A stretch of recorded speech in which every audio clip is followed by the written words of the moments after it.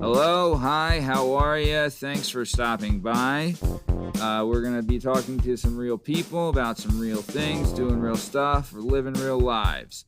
Maybe you'll get a laugh out of it, maybe not. We don't care. Tonight, our guest is Murf Meyer, who is an actor and struggling person. And as always, I'm Matt Lavelle. He's Tom Byers. This is the Working Perspectives podcast. We can be found on all podcast platforms, YouTube and Instagram at Working Perspectives Podcast. And please follow us along on Twitter at WorkingPPod. And if you would like to be a guest on our show and go through the approval process, please contact us at workingperspectives@gmail.com. Before we get this episode started, I want to kick it over to our guest expert, Bern Podkasy, to give us a little synopsis on what to expect from this week's guest. Bern, take it. Some fun facts about Murf Meyer. He once shit in a hamper at his mom's house. He once stole an entire case of cigarettes from the 44th Little League. His former probation officer was a 6'5", 320-pound former Carolina Panthers offensive lineman. And that is it from our guest expert, Bern Podkasy. Thanks, Bern. We'll get you back next time when we have another 44th hero on the show. So, Shake. Yes, Real sir. quick, I just want to let you know, I talked to the PAAA. Yes, And that's the good people. The good people doing the Lord's work at the PAAA. Mm-hmm. For those who don't know, the PAAA is the Podcast Approval Association of America. Yeah. And they're there doing the Lord's work. They're just not going to let any ninny jump on your show. Okay? Yeah, and they're working overtime these days, I've heard. From what I've heard, they're working triple overtime with all the jabronis trying to get on the show. They have a shitty union. That's the problem. Is they really have a bad union, but that's their problem, not ours. No, not ours. I mean, apparently they got good benefits. That's what Cheryl told me at the PAAA. Mm-hmm. But for the people they have to deal with, there's no benefits good enough, from what I was told. But you need some pension. Anyway, like that. Yeah. So what about them? Why are you bringing them up? Well, so Cheryl, like I said, at the PAAA, contacted me and said that most people got approved. She asked me to approve this guy. Lord Voldemort. I did a pass on him. Don't like people whose last names begin with V. We're not having Vader on the show either. R.I.P. You know what I mean? That makes sense. There's another guy. I don't know if you've heard of him, Tom Lavelle. Yeah. Oh yeah, of course. Controversial figure. Yeah, really big time. Just bad press for the show. So he wasn't approved. Nothing we can do. Man. I know. The PAAA passed on him. They did a background check. And this has nothing to do with you. Is this correct or what? Nothing. Honestly, I got to be honest, dude. I think you're kind of working the puppet strings a little bit on this one. Me? Shake. How long have I known you? Too long, my man. Too long, right? Have you ever seen me with any puppets ever? No. Never. No, you're not much of a pedo. I'm not, and I'm not biased to people named Tom either, obviously. Or Thomas Michaels. Yeah, but there's only room for one Tom on this show sometimes. Yeah. We can't have two Tom. A two-Tom show? This isn't the two-Tom show. Fair enough. It's a Working Perspectives show, all right? Hey, either way, you lead and I follow, man. Yeah, so I had to reject Lord Voldemort for obvious reasons. But yeah, so Tom Lavelle wasn't approved, unfortunately. Hey, better luck next time, Tom Lavelle. I'll talk to Cheryl at PAAA, but no promises, buddy. Keep at it. So, Shake, let me tell you about this guy. All right? This guy, Murf Meyer, is one of the good ones. All right, pal? Mm-hmm. I told you this guy's got a jib that I like the cut of. Mm-hmm. This guy's got a nice jib, and I like the cut of that jib. All right? Excellent. Yeah, this guy was in. So let's go back some time. This guy used to share a bedroom with a former guest of the show and friend of the show, Bern Podkasy. Ooh. And he told me some stories about this guy. Some Mm. good ones, some great ones, but this is before I'd met him. So then I had to meet him. And once I met him, he lived up to all expectations. Just a total legend, living legend, Yeah. right? Yeah. So know him for years. He used to be in a comedy troupe and everything like that. I used to go to his shows. He was bringing the house down all the time. Then he moves to the big city. All right. The Windy City, Mm. New York City. Right. Oh. Yeah. He's up there. He's up there at the city by the bay, New York Mm. City. And he's up there City of and Love. he's up there living as a struggling artist. Right. And I say, this guy more, people don't understand the courage it takes to follow a dream. They don't have the courage. They just want to be a drone. This guy Mm-hmm. had the courage to follow a dream and live a life. And one day I'm sitting at home and I'm thinking to myself, gosh, why do I even try? Why do I even try anymore? Mm-hmm. And I'm bored and I'm watching stuff on my phone. I'm watching stuff on TV and I click Yeah. on to Comedy Central and there's this show called Broad City. And guess what? Mm. It's two broads on the show. Not bad looking broads either. Okay. But two broads on the show. And Send I'm word. watching. Yeah. And it's fun and it's doing good. And the show's going all right. Then all of a sudden, these two show up to an apartment and open the door. And who answers the damn door in their underwear? None other than our guest, Murf Meyer, on the Wow. Broad City show. And after seeing that How about shake, that? I realized that you can have your dream come true of showing up on TV in your underwear and looking Yeah. damn good while doing it. I will say that. Yeah. Yeah. But that's not the only thing he's been on. He's been on the Chris Gethard show. He had a podcast with his wife called Menage a Trois. It was a big hit. He's been on a bunch of things, and he's a great guy. Glad to have him on the show finally. I know he's doing great, Murph. And before I introduce you, I just want to ask, have you seen the movie Bohemian Rhapsody? And if yes, what do you think? Oh, Bohemian Rhapsody is a no for me. Oh, no. A hard no. It's a hard no. I apologize. They Hollywood it up a little too much. A lot of the stories I heard about Freddie Mercury just didn't make the cut, I don't think, in that. Oh, man. Oh, boy. If only. Wait, Shake, you're a pro rap? You're a Bohemian Rhapsody guy? He's a pro rapper. Listen, all right? I'm okay with. I'm just a very easy movie critic, and I'm easily impressed and easily amused. And Matt is on this weird campaign to take this movie down and destroy anybody that was involved in it. I think they insulted him somewhere in that movie, and he didn't know, or none of us noticed it when they weirdly said Matt Lavelle was a loser. I didn't notice it either because I turned it off like a quarter of the way through.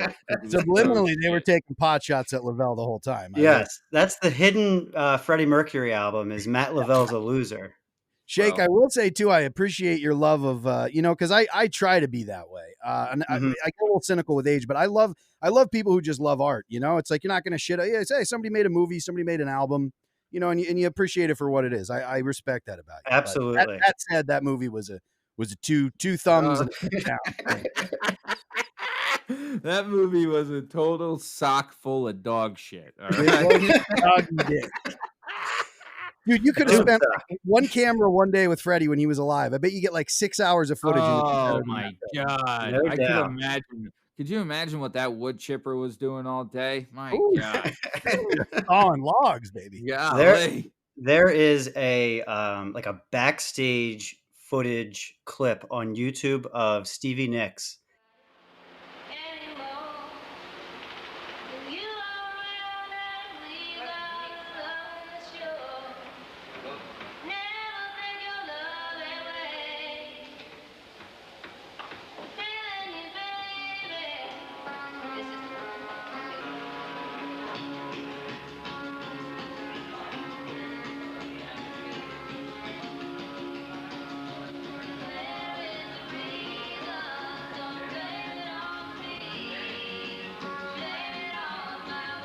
And it's like totally unedited. It's just like a home video from like the 80s or some shit. And she's singing, and it's like, I don't know how to describe it. It's like immaculate. Yeah, You just can't believe how incredible this lady's voice is. she's a special one. Yeah, and to me, it's like, okay, make a movie with that. Just put that in the damn movie. You don't got to do anything else. Just put that in the movie, and that's where that's why I don't mind the Queen movie, because guess what? They sang a bunch of Queen songs in it. And I'm True. there for that. You know? It's true. It touches the soul, man. Freddie's got those pipes that reach out and touch the soul.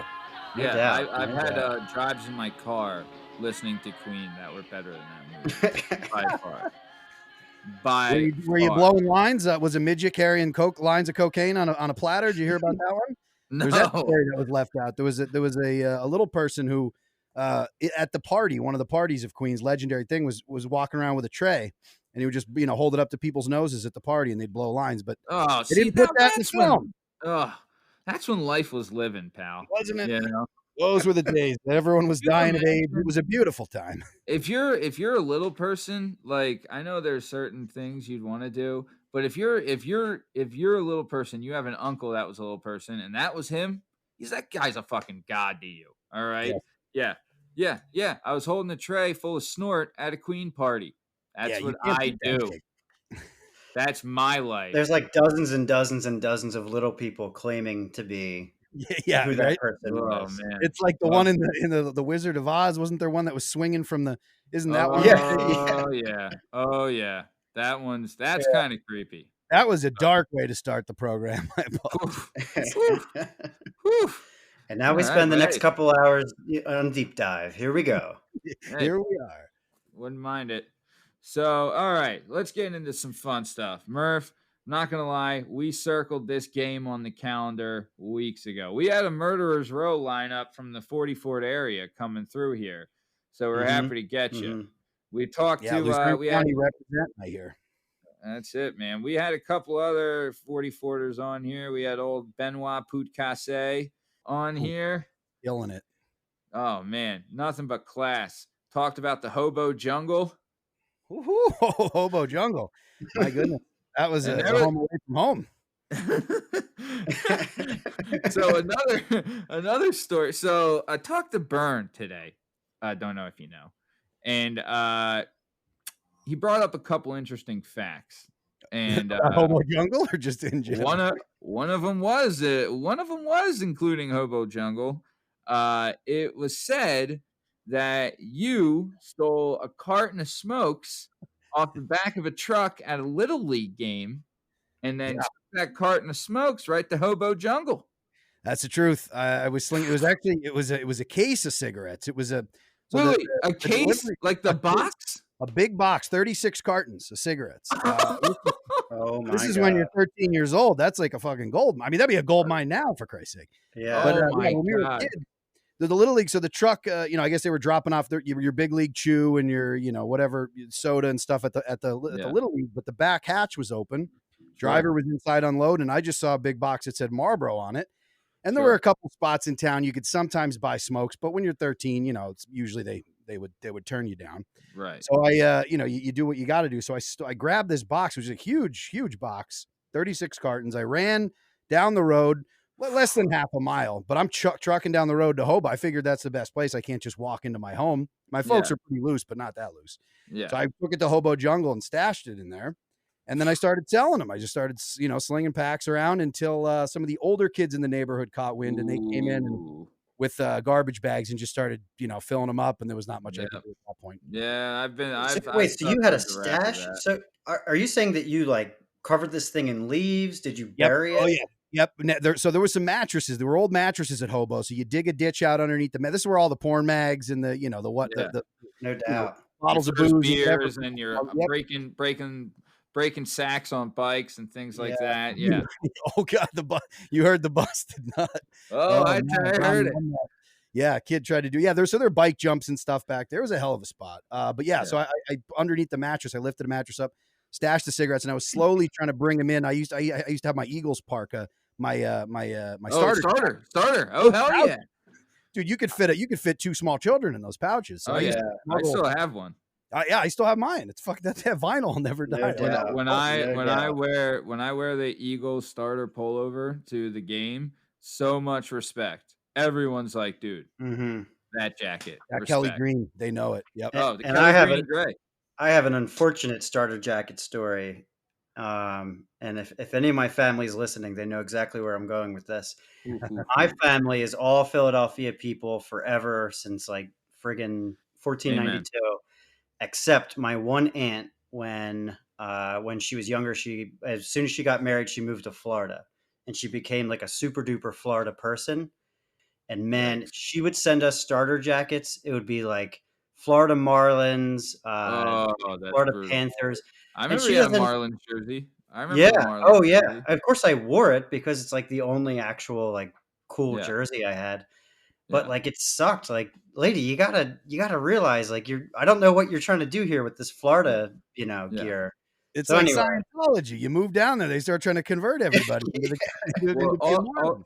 I but also it's have like Marlin season ticks now, so it worked a little bit. to be fair, and I'm not trying to say anything bad, but it would be like, say if we lived in this is a terrible comparison, but we'll probably get cut.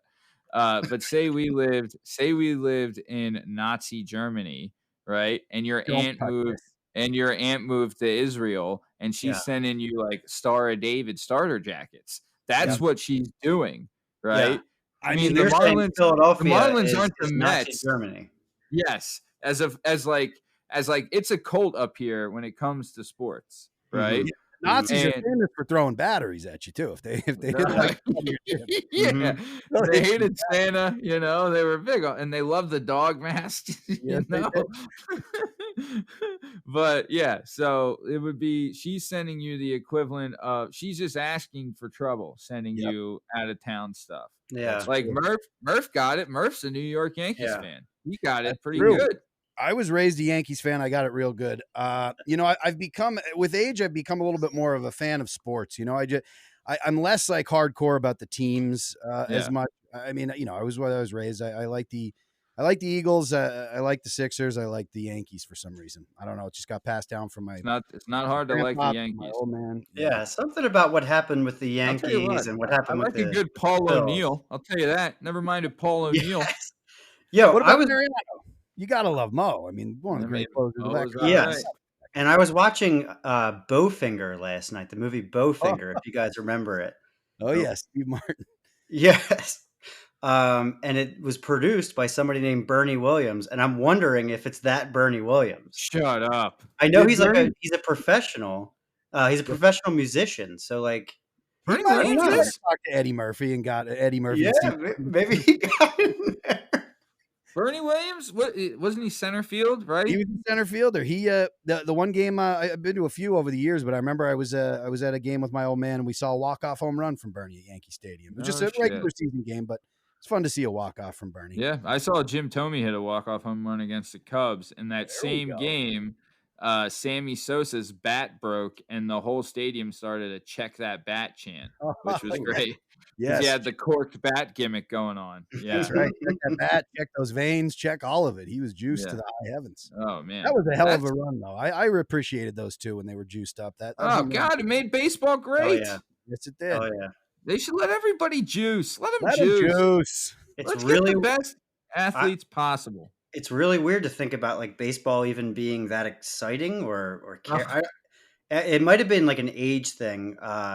Murph, I don't know how old you are, but like I'm 32, and that was like the perfect time to be. Oh, that's I'm a little older. I'm pushing 40, but same. I was still that was when baseball came back, I feel. Well, that's also like we lived in the time period of like there were so many good baseball movies that had come out too, like Sandlot. We all loved the Sandlot, and I remember like we would love when we would play kids from like other towns around us, and it was like you felt like the Sandlot, especially too because we would beat the dog shit out of them. You know what I mean?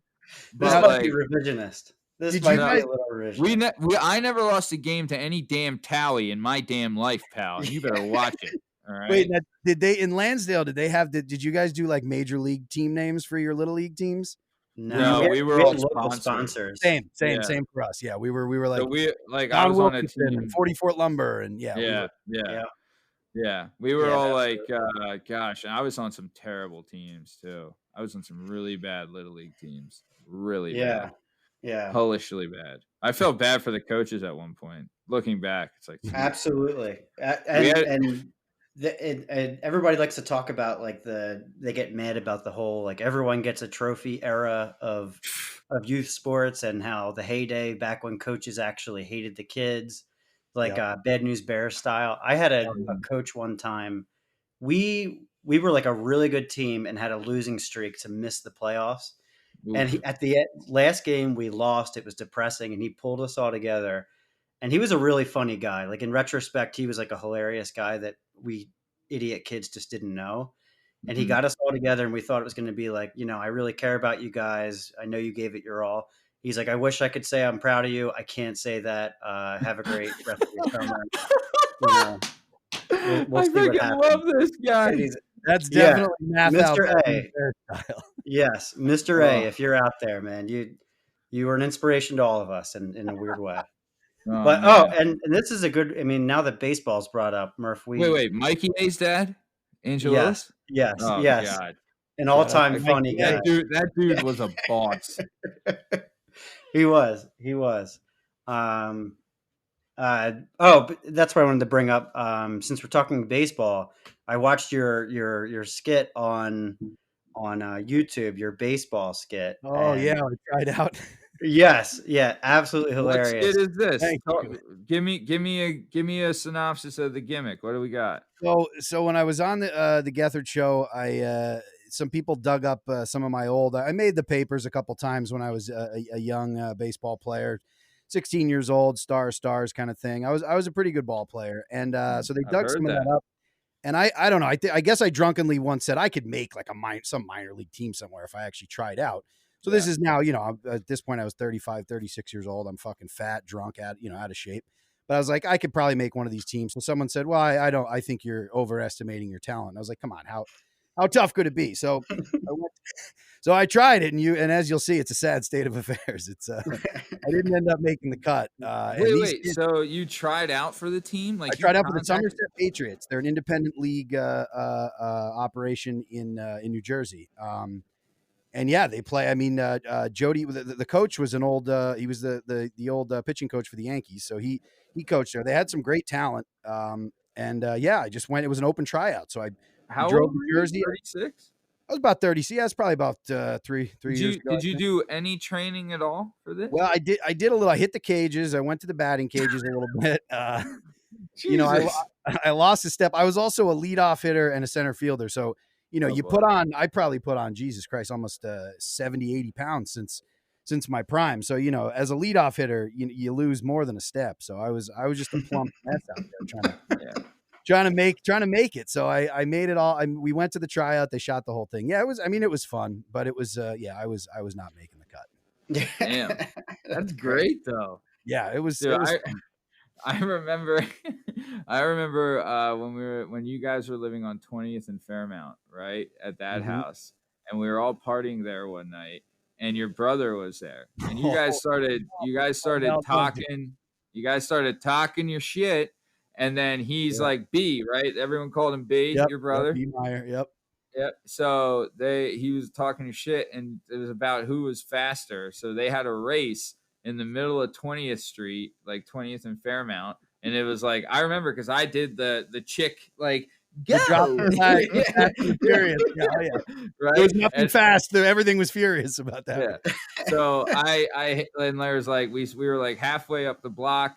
And then, we counted to like 100 steps and whatever. And there was like a crowd like a little bit away, and you had to pass this thing. And we were just hoping cars weren't going to come down the street at the same time. But we did it, and the end of the race, B actually won. Sorry, Murph. No, but I pulled up lame, didn't I? Yeah, and your exact words were, well, if you lived the life that I lived the last 10 years, you pull up lame too. You got to talk to the little brother. Yeah. The Christmas future there. Dude, I'll tell you what. I've never, and I'll say this openly, and I hope he hears it. I've never lost my little brother at anything, and I never fucking will. I'll tell you that now. There's the gauntlet. I'll tell you that. Unless it's a smoke and D contest, it ain't happening, all right? Yeah. Doing this is that one every day of the week. If you need a flag girl at the smoke and D contest between you two, I'll drop the flags. So we had my one buddy does Civil War reenactments. My buddy Alan Bach does Civil War reenactments, and if you've never been to one, you should go. They're unreal entertainment. But at the Civil War reenactments, they have like a shop, like a gift tent, where a bunch of all this gimmicks there. So at this gift tent, I bought 3 knives, and then it's like a carbon fiber fucking Kevlar piercing tomahawk, right?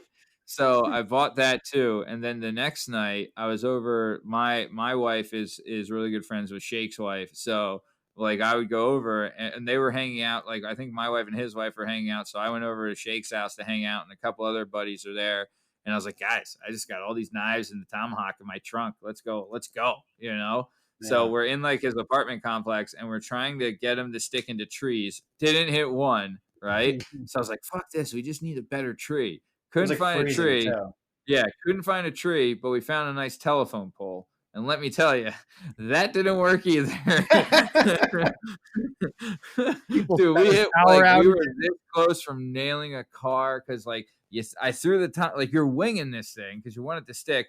I threw this thing at the telephone pole, flies off, just misses a car, and I'm like, oh my god! All right, one more try, then we'll go back in. But it was brutal. My brother asshole's bachelor party, we got a hotel in the Poconos, and there was like 20 guys there. And what I told everyone, I was like, look, everyone just bring a Nerf gun to the bachelor party, right? So like the one night we came back from the casino, it's like 2 a.m, right? And we're all kind of like go down. But as soon as we got back, I broke out the Nerf guns, and we had a massive Nerf battle because we all were on the same floor, and we had like 5 rooms on the same floor. So we were just going with these Nerf guns for like an hour. It was the funnest shit. Like, I felt bad for the cleaning lady because they must have been finding like those Nerf pellets for weeks after, but it was a blast. Like the Nerf guns came in handy. Dude, remember those Nerf when we were kids? Those Nerf guns, they were like single shot. They were like muskets. Now they're like fully automatic. Oh, dude, you have no like when we were kids, you would get what, like 10 good shots out of a Nerf gun, then that thing's busted, right? Yeah. Now these like I had an automatic one that had a rocket launcher on the bottom of it, and it was like battery powered, like just like smoking guys. Yep. We had machine guns. We had all of it, man. Do you have a message or a story inside of you that you've been waiting to tell? Have you always dreamed of writing a book but are intimidated by the complexities of the book publishing world? Perhaps you want to use a book to launch your public speaking or consulting career. If so, please reach out to Scott and Bell Publishing, located right here in beautiful Philadelphia, Pennsylvania. Scott and Bell Publishing handle all genres and authors with all experience levels. Scott and Bell Publishing gives authors 100% creative freedom and a higher royalty split. They can be found at www.skotbell.com. That's www.s as in Sam, K as in Kite, O as in October, T as in Tom, B as in boy, E as in Edward, L as in Larry, L as in Larry.com. That's Scott and Bell Publishing, where the authors go. Nerf guns and water guns were subject to the one friend in the town that had like the cool dad that was like down. And Matt, frankly, like your family always had a bunch of cool shit. You guys had like a go-kart. It wasn't even a go-kart. What was that thing? It was like a dune buggy. Yeah. Kind of. Yeah. You had like the pitching machine. That was a great summer when the pitching machine came to shape. Yeah. This guy's flying by in the dune buggy doing a super soaker drive-by. Just Dude, and the rest of us are living like Neanderthals. Like, let's get the water balloons ready, I guess. Gonna rub 2 sticks together and get something going. It might have explained why my dad declared bankruptcy 5 times. I don't know, but yeah, that all went on the Sears card. Yeah. But no, we did like we also had this one thing that we used to do is we had like, for some reason, we had a basket of tennis balls that had like 50 tennis balls in it, right? So what we would do is in my backyard, we would set up like trash cans and like tents and like different like kind of like pieces of wood as like blockers. And someone would stand up on my balcony, right? And you would have the tennis balls on the balcony, and there was like a basket on the balcony. And then at every station, there was like a different ball. So what you would do is you would run from station to station and try to knock off the basket while they're trying to hit tennis balls at you, just like American Gladiators. Gladiators, yep. That's what I was thinking. Not quite the same costumes, though. Not the same, uniforms. Those unitards. We didn't have a 44 alum Zap there either. Found that out. Zap. Zap was from 44. Oh, did you really need to listen to Burns' episode? I do. I don't know. Is that true? The old clock and gift shop shake. Yes, and curios. That's curio cabinet. I found like a commercial, like a ye old clock and gift shop commercial on YouTube, and I patched it in for the podcast. And when I did it, I thought like, oh, it'll just be like a clip for like 3 seconds where they say ye old clock and gift shop. But she keeps going on and on with all these weird like knickknacks and curios and stuff. And I had to leave it all in there. It's all in. Copyright problem, probably. Fair use, man. You're talking about that bridge. We also might be hearing from the Beatles lawyer from one of the other episodes. They'll come to get in line. Yeah. Yeah, they're not at the front of that line. That's for sure, Zap. Yeah. Sorry, Ringo. After we deal with Zap, we'll deal with your lawyer. Yeah. It's like, Ringo, have you seen Zap, man? You seen his fucking his guns? He'll come for it. Yeah, you don't want to get hit by the wood chipper either, So remember Guts? What was Guts was like teenage like Kid. Yeah, right? It was Kid. Yeah, it was Kid. It was Kid American Gladiators. Yeah, which is never as fun. I mean, the aggro, that crag thing, that was. If you could get a piece of the crag, that's it. Dude, if I can not even come close to making a baseball team at this age, I can take that aggro crag on, I think. I'll tell you what, my brother asshole will tell a story. There was a kid in his grade school that claimed that he was on Guts, the TV show, and the poor kid was just the poor kid was just tortured every time he would walk by. It was just like and then like for months you just walk up to him and be like, hey, do you have it? Have what? Guts, So nailed him. So was this kid like your typical kid pathological liar kind of kid? Yeah, he was like compensating kind of lying kid. Yeah, it sounds like pre-YouTube, one of those pre-YouTube bullshitters where he's like, no, I was on Guts. And you're like, no, we can stream every episode of it. We looked for it. We didn't see it. Dude, I'll tell you what. You know what's funny now, and I had said this the other day, is that the age of being a bullshitter is over. Oh, you can't. That's done. You can't that ended years ago. Like bullshitters were like worked out years ago. You can't just throw out random facts saying like, yeah, I got a Mickey Mantle rookie card, no problem. You know what I mean? Like that ain't happening, bro. That ain't happening. You gotta have the proof in the pudding. Part of it, you gotta have the belt. You do gotta have the belt. A part of it's sad. I mean, I like you get to suss out the bullshitters real quick, but I feel like Wikipedia is ruined. Like, there used to be a little bit of back and forth where you'd go, oh, I don't know if, was he, was he on the same team as Reggie White in 90? Was he on that same offensive line? Yeah. That shit used to be fun. Now it's just like boom, boom, and it's over. But also it's like the worst type of people, like that have the lowest self-esteem that have you argue about every bullshit. Like you can't say a question without them thinking they know the answer, but they don't. They just look up the answer on Google. It's not the same. No, it's not. Yeah. And you think, oh my God, that kind of shit annoys the hell out of me. But either way, all right. We kind of got off to a really great start here. But this show is about the one and only Murf Meyer, the man, the myth, the legend, the man that makes dreams come true, Murf Meyer. So a little background. Murf Meyer was born in Luzerne County, but grew up in 40 Fort, PA. He went to public school until 9th grade. Then they said, we got to whip this kid into shape, send him over to Catholic school with the rest of the jabrones, right? Yeah. And while he's there, he was quite, and I'll tell you what, you kind of dumbed this down a little bit. You were a hell of a ball player. And like a lot, I've heard it from several mouths now that this kid could fucking play ball. He was playing ball, and you kind of shit it out being a jabron. Things do that. I wasn't that good of a wrestler, but I quit the team and everything too. But I remember when I was a junior, I had a 3% in English and went on academic probation. And they're like, "Oh, well, that's what happens, you moron." But either way, I've seen you wrestle in real life. I've seen you and Tim Casey wrestle. You can grapple. Sure. Well, I mean, I'm from Pennsylvania. You can grapple better than anybody. That's the truth.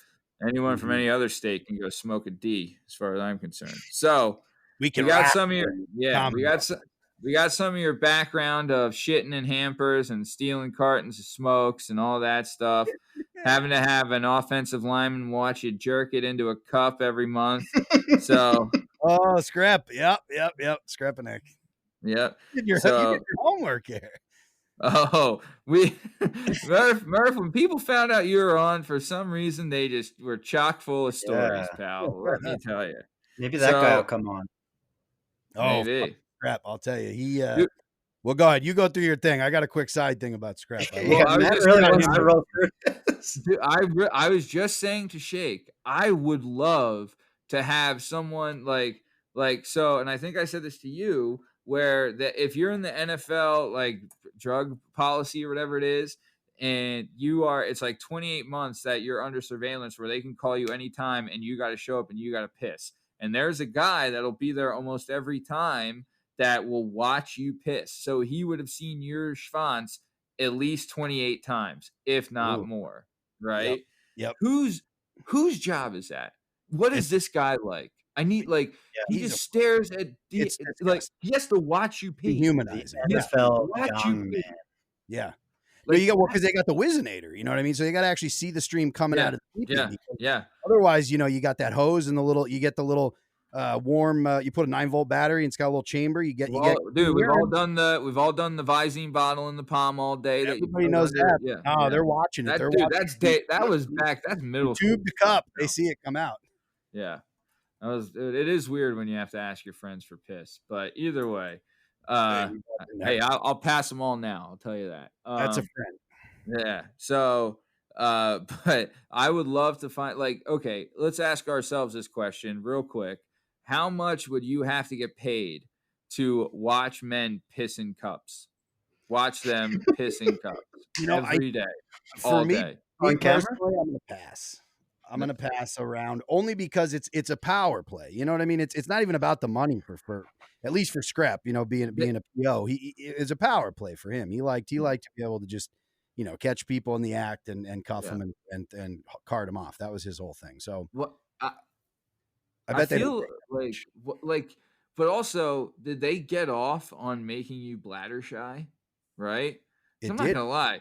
It is tough to piss while some other dude's watching you. No doubt. I'll tell you. Yeah. Especially when the stakes especially when you're sneaking in, because the strips they would got me for was THC, Coke, and opiates. So it was couldn't do any of the Percocets, couldn't do, this is before my heroin days. So couldn't do any of the painkillers, couldn't smoke weed.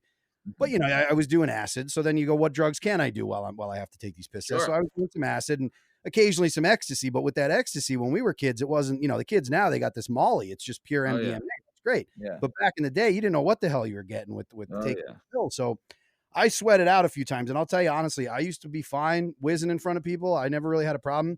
Ever since then, going to the troughs and stuff at teams or going anywhere, I'm a little gun shy.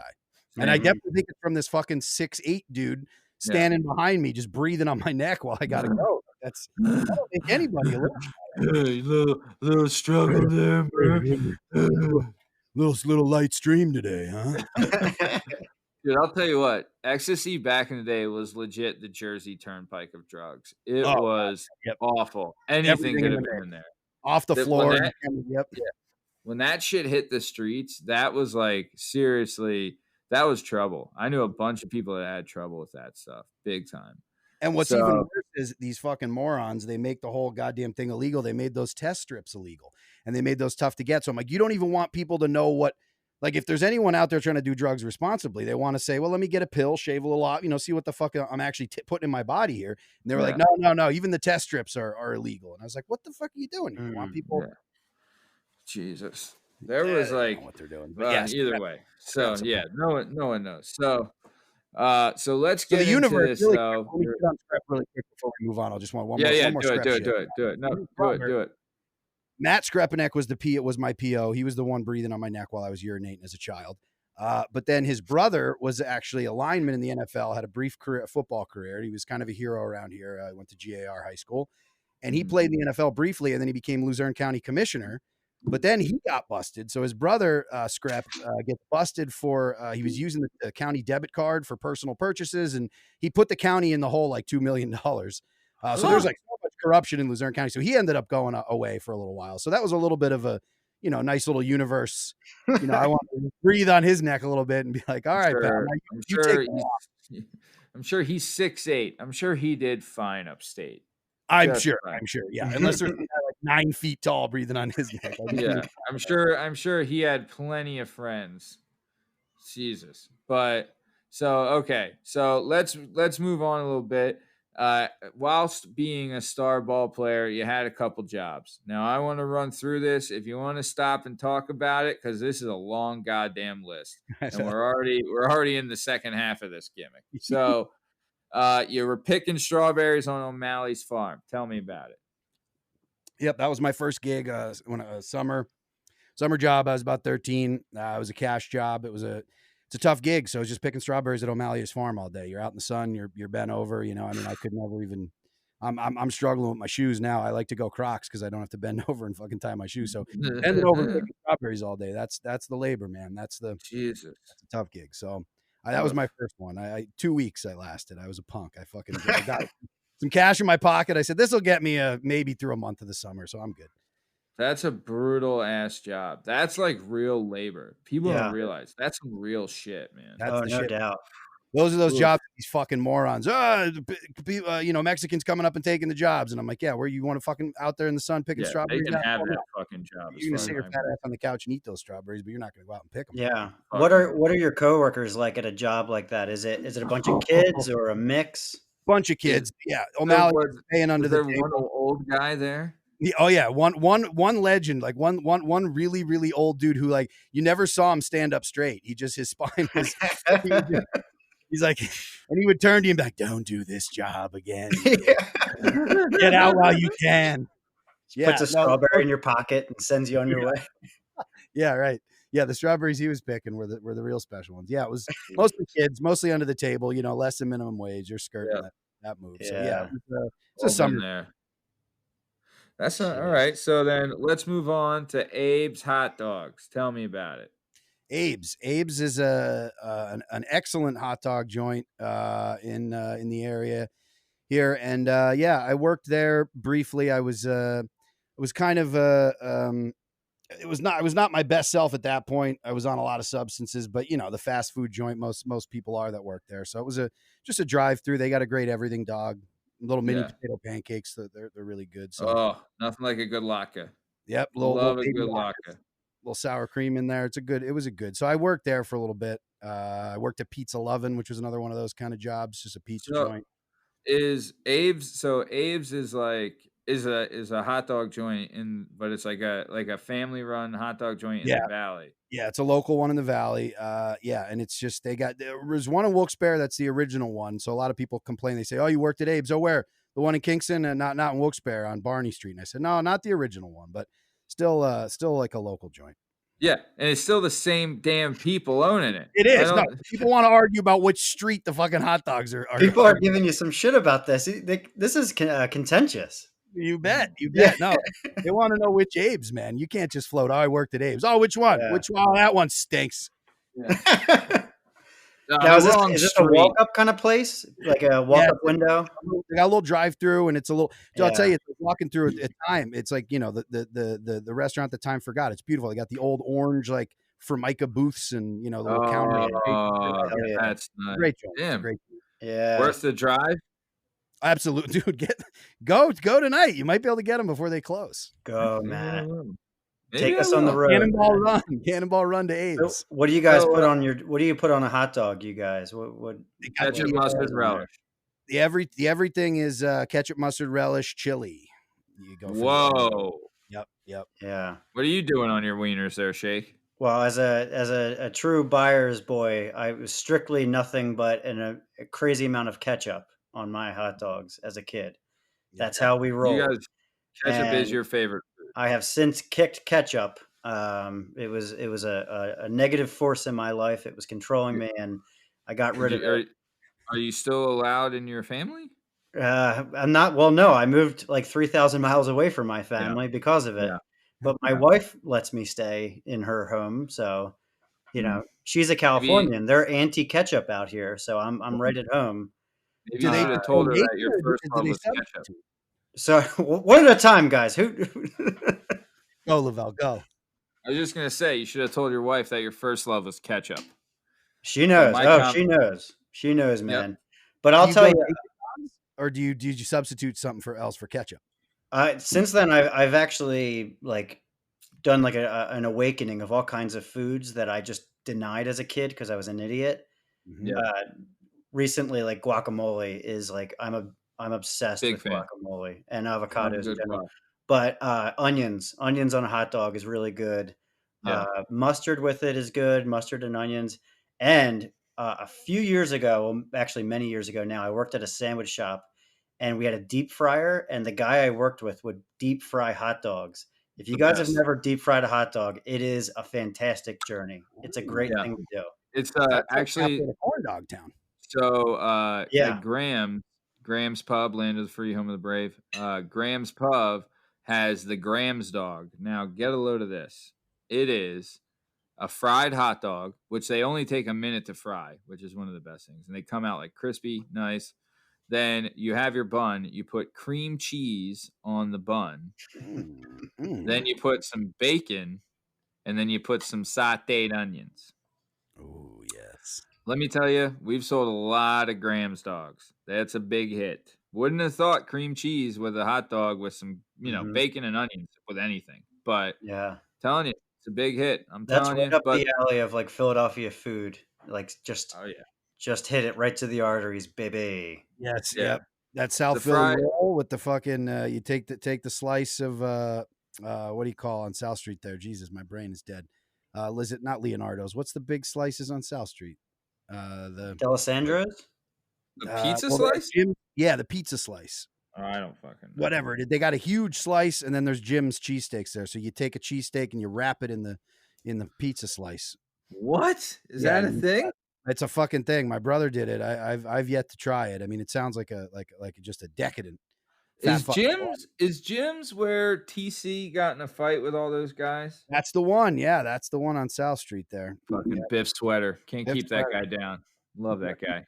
Shout out Biff Sweater. Yeah. So, all right. So let's keep it trucking because we got a lot of ground to cover. All right. So I'm going to compile the next four. So you were a driver at an escort service, also a janitor at an insurance company while selling drugs, and you had 2 social security numbers. Please explain. So this stretches. Yeah, so just working at a gig, I had a friend who she was doing the escort work, and the place she was working at, some of the girls were getting ripped off, and you go to motels and stuff, you got a lot of these scumbags who don't want to pay and whatever else. So they started just hiring drivers to kind of take the girls to where they needed to be, make sure everything was on the up and up. So I did that gig for a little while, and then soon after that, I tried to get a job as a janitor at an insurance company, and they ran my social. This is when I was 18 years old. So I didn't really have too much. This is the credit scores stuff. This is the first time I had my social kind of run. And they told me that they came back and said, oh, you got a bunch of outstanding debts in Vegas and at the Flamingo Hotel. And you got a car, it was repossessed and all, you have bad credit. Like, you're a no-go for this gig. But as they're telling me this, I'm like, I've never been to, never even been to Vegas. I don't know what the hell this is all about. So I thought it might've been a case of stolen identity, but it turns out I went through. So this process is, I'm just going to fast forward it, but it took about over a year. I had to write Congressman Konjorsky. in Pennsylvania here to try to track this down, because I had to go to the Social Security Department, which is a branch of the federal government that's got like $1 billion fucking budget. They doubled up on socials. So when I was born, they gave me someone else's Social Security number, a dude who was already alive, who was in Vegas. So now he was a few years older than me. So he already had this life and I was attached to this. So as it turns out, I went and I showed him my fucking card. I was like, this is the Social Security number I got when I was born or shortly after, whatever. My folks got me this one. So I went there and the woman's looking at me at the Social Security Department. I'm like, what the fuck is, like, this has got to be, we don't double up. And I was like, well, it sounds like you doubled up. So they gave me a new one. So then I had two. So, I start thinking, well, what can I do with two socials? So, I'm pulling all sorts of shenanigans. But as it turns out, the one I have now, this is probably 20 years ago now. But when I had it, I'd go out for jobs. I'd give them the social and they'd be like, you're 1 year old. You're 1 year old. You're 2 years old. Like, what the hell is?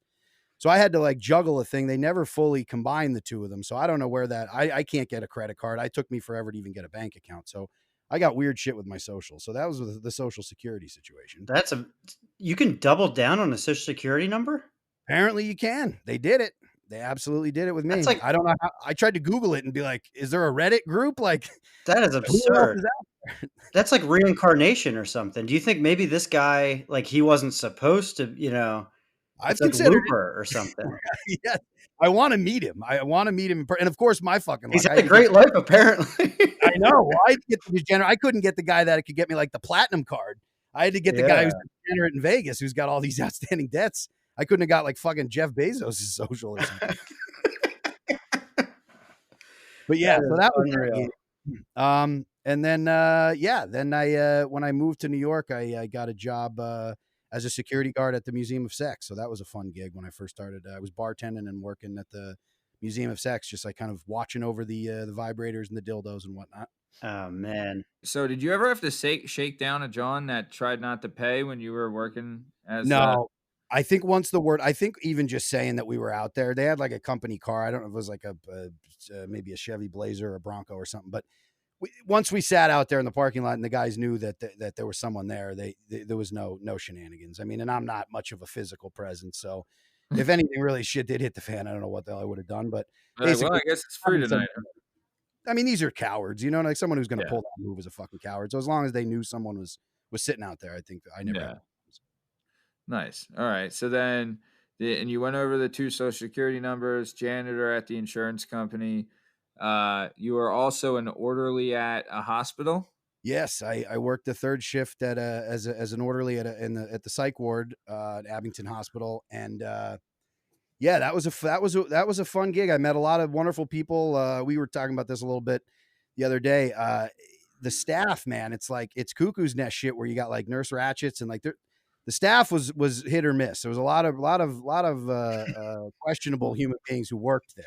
Now, as far as the people who were there, beautiful people, wonderful people, got to meet so many great individuals. But yeah, if you're on like suicide watch or someone would come into the ER with either an overdose or a psychotic episode or something, they'd have to have someone, sit in the room with them and keep, like sometimes the 4-point restraints, they'd fucking tie people to the beds and shit. So I was a person who kind of sat in there with them, and that graveyard shift, man, that's like, dude, that's an excellent premise for a TV show. Yeah, right? Orderly. So well, think about it. You could the TV show could be like, the first one's like the guy wakes up and wakes up in the middle of the night, drives to work, sits there, and the first person he talks to is like a nut job, he has to babysit someone, and then the next night he has to babysit another person, and like each episode can just be the story of how that person got there. You know what I mean? And then eventually he'll meet a girl there and start banging her in the hospital, which is, I don't know what the hell is wrong with you. Banging people. Like, you're banging a nurse at the psych ward. I mean, come on. Yeah, that didn't end well. Didn't start well, didn't end well. So would it be like your job to relate with people and just like hang out and try to calm them down?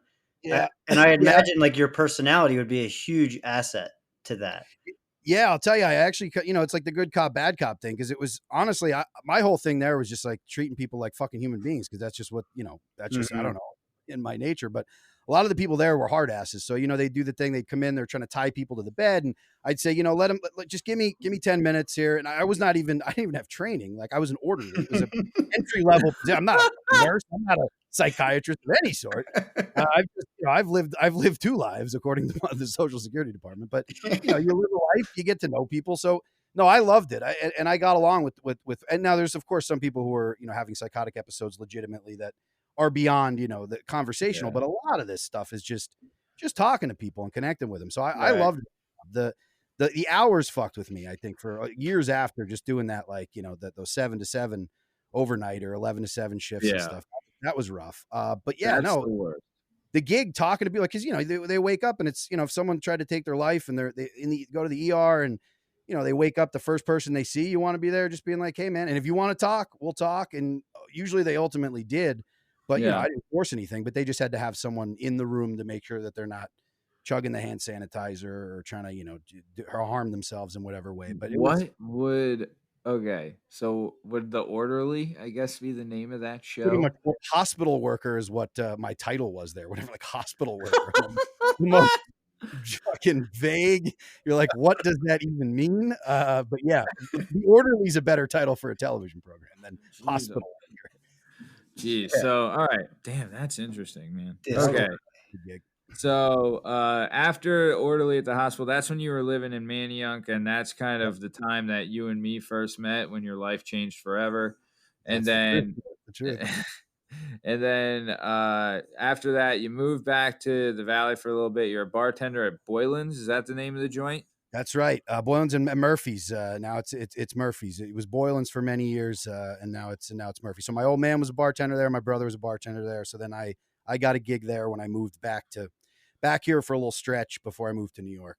So Shake, I don't know if you've ever seen these, like the house bars, right? But I guess they were birthed during the Prohibition era, right? Okay. Yep. So it's a house, like is it a twin or just like a normal house? Just like a normal house. People converted just their living rooms, like the front part of their house, or the first floor or whatever. Like if it's porch?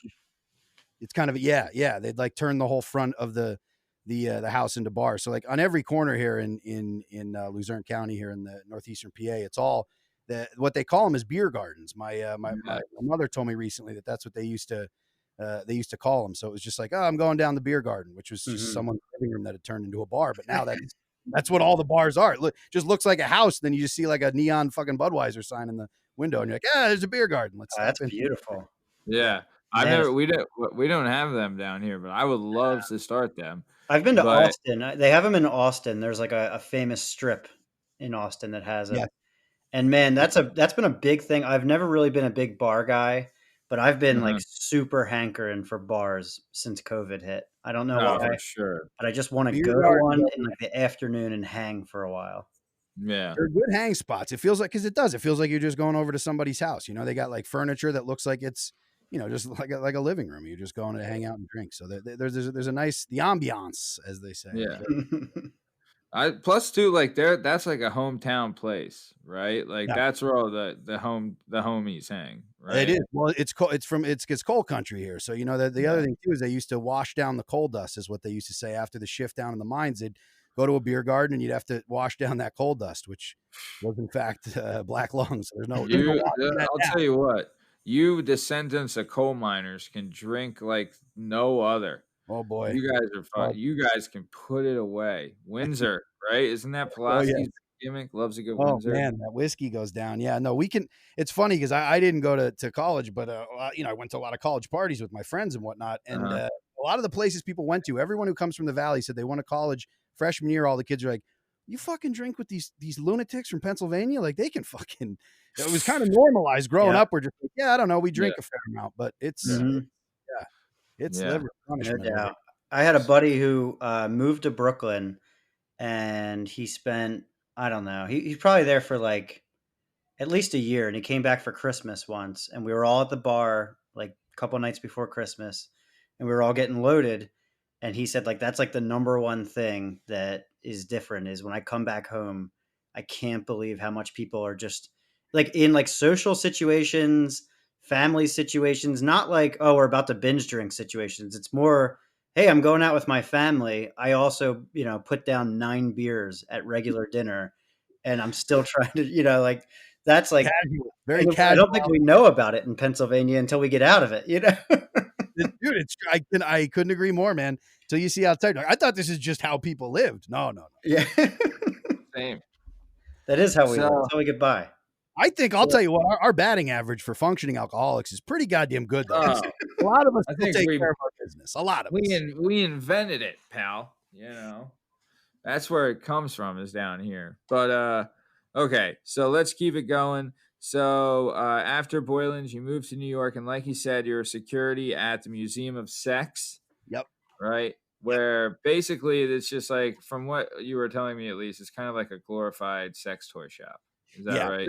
Pretty much. It's a cool. They have there's one in Amsterdam called the Museum of Sex, and they really have all these great exhibits. And so it was a tourist trap. So this is in Midtown, in the Flatiron district of Manhattan. It's whatever, Fifth Avenue and something 23rd or whatever the hell it is. But so this is like where a lot of tourists will come from all over the world, and they think, oh, the Museum of Sex. We've heard like the one in Amsterdam.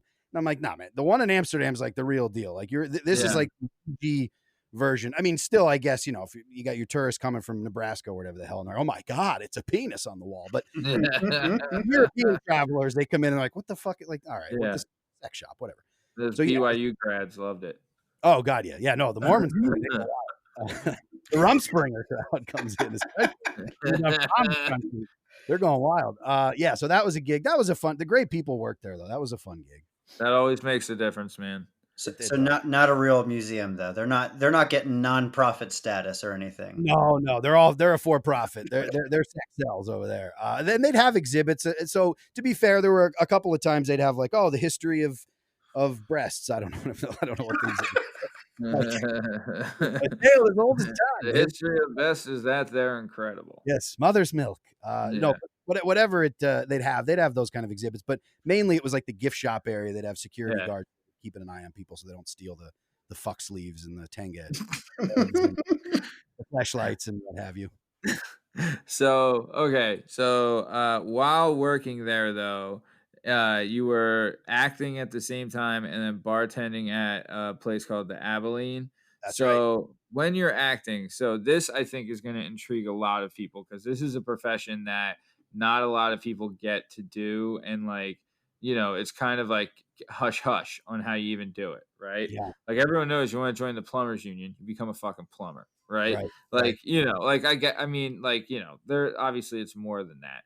But for acting, I would go to all your guys' shows down here when it was you and Byrne and your comedy troupe, and then you kind of took off and that split up, and you went up north to New York. And when you're up there, you were with Upright Citizens Brigade, right? Is that where you're training for like your improv stuff?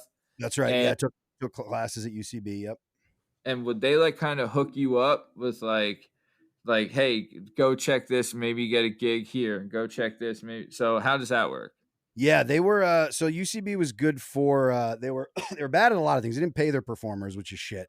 But they did have like casting notices that would go out, and you could invite industry people, a manager, an agent, casting director, whatever, say, "Oh, I'm in this show. Come check me out," or whatever. So it was great for networking. I met my wife there. I met some amazing collaborators and friends over the years. So it was an awesome experience. And yeah, it was like, improv's fun, do fuck around shows in a basement, cheap shows. You have some beers and do some make 'em ups. So that was a really fun period for sure. Yeah, I love that stuff. What's that? I said that's one route. You were kind of saying like the funny thing about you want to be a plumber. You want to learn a trade. You take your classes. You learn the trade. You get in your union. But yeah, with show business, it's all bullshit. It's all smoke and mirrors. It's all suck and fuck. It's all that kind of like, who do you know, kind of getting in, fake it till you make it, and then you just keep faking it the whole time. It's like it's funny because it's a lot of people come from different. There's classically trained actors. There's people, there's fucking dirtbags like me who just sneak their way in the back door. But there's a lot of like, there is no real path with that. It's just kind of like, the confidence to go out and just do your thing. I mean, and ultimately it's like crazy how much of a pedestal that it's all put on, because you're like, for sure, you're just playing make-believe in front of a camera. The real world. Yeah. I couldn't agree. Like, to me, I mean, and don't get me wrong, it's obviously harder than it looks, and I understand. And like, I had to do ad reads the other day, and it was like, So like, like you're doing it and you're like, oh my God, like I sound so dumb. Like, you know what I mean? Like it's tough to just be normal in those kind of situations. And I understand that. But you're right. When it comes to it, like, to be fair, right? When that dude won Best Actor for that shit ass movie, Bohemian Rhapsody, right? He legit was like, it's all of us thinking that he played a person that's no longer like that. He played this person well, Yeah, it right? was Like Halloween, man. It was Halloween. Dressed up like Freddie Mercury. exactly. That he dressed up like this guy well. I mean, he did okay. No, and also But not What the hell? Come on, you are the worst, man. the movie sucked. You are the worst. Jake. His name is Bohemian. Remy Malik, by the way. That's who plays. Yes. Freddie Mercury. Give Mr. Malik his due. Also, He's a personal friend. Claire. Yeah, no shit talking on Malik. No, I give him credit. Also, I want to clarify two things. One, I am like FFF list. I was not, when I say in the back door, I don't even mean the actual back door to the real house. That is Hollywood. Like I was in the fucking shed. I was like snooping around in the back door of some shed. I've seen you on TV. Right? I've been on TV a couple of times. Yeah, you didn't have to tell us that you were F list. Oh, sorry. No, that doesn't help the pod. You got a fucking around here, baby. Me and Ray after the show. I'm gonna have to go hang out with him. No, that doesn't help. Murf, I'm fucking with you, man. I'm kidding. Man. Jesus Christ, dude. Come on. Don't get me wrong. Like, don't get me wrong. So here's the thing with that, right? To me, is that one, I fucking love you. Two, is that like people love to shit on people going like when I was fighting, people love to shit on me. And don't get me wrong, there's people that are supportive, but people that are supportive will also shit on you, right? And like secretly, like there are some people that are supportive and they like don't care enough to hate, but there are some people that generally want you to fail. They want you to fail because it makes them feel better, right? So when you show up on a major television network on a major show, that's you being like, fuck you guys. This is what the hard work is. This is the life that like you're too scared to live, and this is the reward. So don't ever classify yourself A, B, C, D, or F. That's bullshit because you're a fucking ace. And don't ever forget. You got me choked up over here, you skunk. I love you. Thank you. No, it's true. It's true. I don't mean to belittle the craft. I mean, look, man, it is one thing to just be funny at a party, but be funny at the bar or whatever. But there is a thing about going on a set and being on when you need to be on and hitting your mark, doing your lines. Like, I don't mean to belittle it. It's just sometimes I think we put it on such a pedestal where it's like I see the fucking dudes, the grips, and guys working in the electrical department, working the camera. Like, it takes a whole. And that sounds like the fucking cheesiest fuck. I'm going to give my fake Oscar speech here. No, fuck that, man. You're right. You're absolutely right. It is people, man. It's like coming together like that is like to do a production like at that level. It's everyone chipping in, and the people in front of the camera get to get their added. But you're the flower, and everything around you is the sun that makes you grow. True. Right? That is legit it. Like those guys. Without that, we wither and die. Dude, exactly. Without that, you wither and die. That is 100%. And all those guys, like they're in a union too, right? All that's all a union. I used to do grip work, right? That is no joke. That's real work, man. Yeah. And people like, honestly, I didn't do it with like any like major stars or anything like that. But I can imagine like there's two kinds of people. People are excited when they see cameras. Oh. And there's other people that just think they're too good. And you're like, hey, get the fuck out of the way. I'm trying to pick up these $4,000 wires that you're stepping all over. Yeah. So why don't you fuck off? You know what I mean? Yep. Like no, and it wears on you. Like when I was on the Gethard show was great because it was a big family. When you're on a show that runs multiple seasons, you get to know the whole crew and everything, and it's all the same folks doing camera and running Love the show behind the scenes. So it's like you get to know. You're great on it, by the way. Oh, thank you so much. That was a special experience that you rarely get, but.